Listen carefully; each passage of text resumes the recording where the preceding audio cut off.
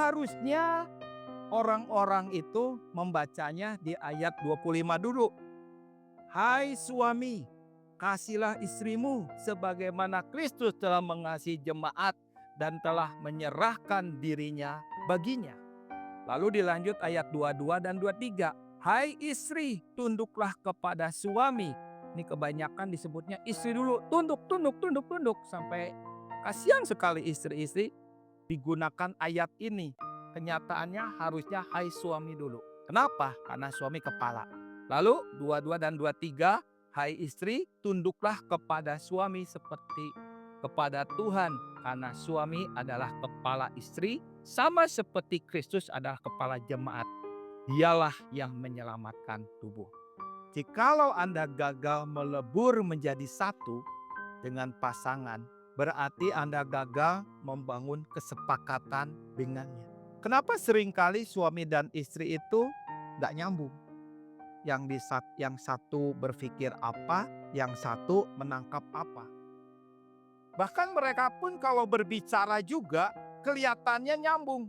Padahal mereka cuma seperti berbalas pantun, gak nyambung. Yang satu ngobrol apa, yang satu ngobrol apa. Sama seperti seorang suami memegang belalai gajah dan istrinya memegang ekor gajah. Dan dia katakan nyambung tentang gajah, tapi dengan sudut pandang yang berbeda. Sepertinya nyambung, tetapi nggak nyambung. Kedekatan itulah yang membuat seseorang seperti ini gagal melebur menjadi satu. Gagal melebur jadi satu itulah sumber konflik di dalam pernikahan. Beda pandang, beda cara lihat, beda sudutnya. Dan apa yang dirasakan, apa yang dikatakan, apa yang dipikirkan gak pernah nyatu antara dua orang yang bersatu dalam pernikahan. Cara mereka melihat respon mereka kepada anak-anak juga responnya beda. Kenapa? Karena dua orang ini gagal menjadi satu, gagal melebur. Sekalipun usia pernikahannya udah gak muda lagi, tetapi kegagalan ini menyebabkan konflik yang tak berujung. Dan anak-anak belajar yang salah dari papa dan mamahnya. Ketika anak-anak gagal memahami tentang melebur menjadi satu, anak-anak punya pandangan tentang pernikahan yang makin jelek. Mereka nanti menikah itu gak jauh seperti apel jatuh dari pohonnya. Sama seperti pernikahan papa mamahnya yang tidak baik, maka pernikahan anak-anak juga berada dalam kondisi yang tidak baik. Semuanya oke dari luar, lapisan 1, lapisan 2, lapisan. Tapi begitu makin dalam, maka kita makin mengerti bahwa pernikahan ini tidak baik, membosankan dan menyedihkan. Sejujurnya, orang-orang memandang pernikahan itu menjadi gak menyukai pernikahan. Karena pernikahan itu persoalannya apa? Para pemimpin, kepala keluarga gagal melebur dengan istrinya. Gak sehati, gak sevisi, gak punya kebersamaan. Hidup masing-masing. Cara kerja pasti beda. Cara melakukan segala sesuatunya pasti beda. Tetapi poin utama dari semua perbedaan adalah gagalnya melebur dengan pasangan. Kalau itu gagal, maka lihat efeknya gak ada kesehatian.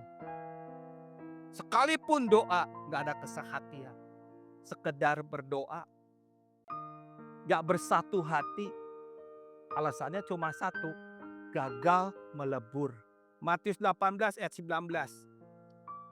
Dan lagi aku berkata kepadamu, jika dua orang daripadamu di dunia ini sepakat meminta apapun juga, permintaan mereka itu akan dikabulkan oleh Bapakku yang di surga.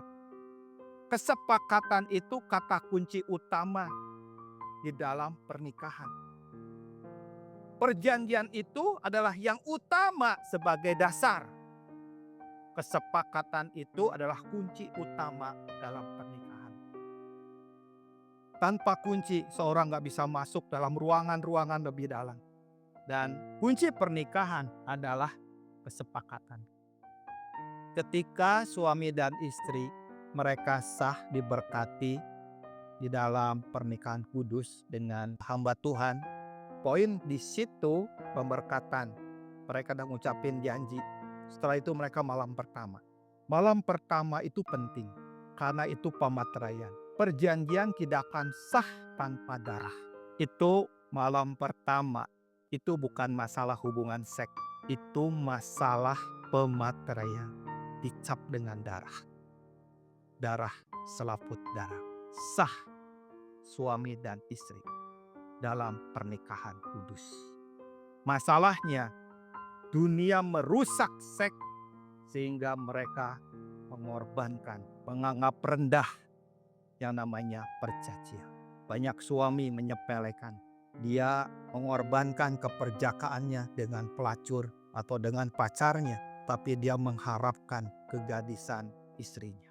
Tapi anggap setelah dia hidup kudus dan menjaga pernikahan sampai ke titik dia menjadi suami istri, itu barusan melebur dari sisi tubuh. Makanya Alkitab mengatakan mereka satu tubuh. Di mata Tuhan satu tubuh. Enggak dua tubuh, satu tubuh. Lalu dalam perjalanan ada orang akhirnya menceraikan istrinya. Atau istrinya menggugat cerai suaminya.